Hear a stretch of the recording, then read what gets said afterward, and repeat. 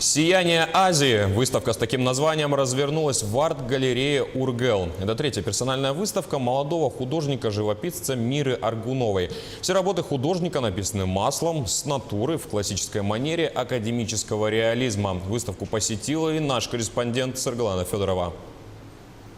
Около года в дороге, тысячи километров по необъятным просторам Азии, сотни часов у мольберта. Итог – 150 картин и этюдов, лучшие из которых представлены на выставке.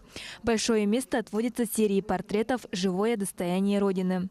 Это мой пожизненный проект, моя миссия. Хочу представить зрителю портреты пассионариев наших, чтобы люди и сейчас, которые живут, и которые будут жить через 300 лет, могли увидеть этих людей, и чтобы их образы вдохновили их на их собственные свершения. Чтобы быть увековеченным, придется потратить немало времени и сил. Художница пишет портреты только с натуры. На выставке герои картин сошли с полотен и поделились своими впечатлениями.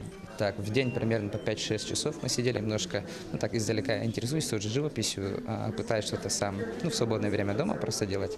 И для меня, как не умеющего, не знающего человека, было вдвойне интереснее видеть и наблюдать, как работает профессионал. Да? Искусство всегда должно, конечно же, нас учить быть открытыми и чистыми. На портрет хамусистки Надежды Варламовой ушло 25 часов. Картину писали в самые знойные летние дни. Но, по словам натурщицы, это того стоило. Я прям вижу себя как в зеркале. И даже мой отец, который видит этот портрет, говорит, что совпадение просто 100%. Это мои эмоции, это мой взгляд, это вот я, какая я есть. Но не только лица и взгляды. На полотнах пейзажи, находящиеся в тысячах километрах друг от друга. Горы Алтая и Кипра, берега Средиземного и Южно-Китайского морей, небоскребы мегаполисов и виды гор на Алтайска и Якутска. И, конечно, немало места в живописи мира занимают реки и леса родной Якутии. Ты вдруг возник, как солнце луч, пробившийся сквозь толщу туч. Всю жизнь залил ты ярким светом, зима мне стала жарким летом. Некоторые картины сопровождают стихи собственного сочинения.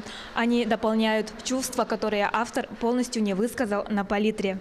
Выставка будет работать в 3 выставочных залах галереи до 15 сентября. Саргалана Федорова, Григорий Хлопков, Якутск.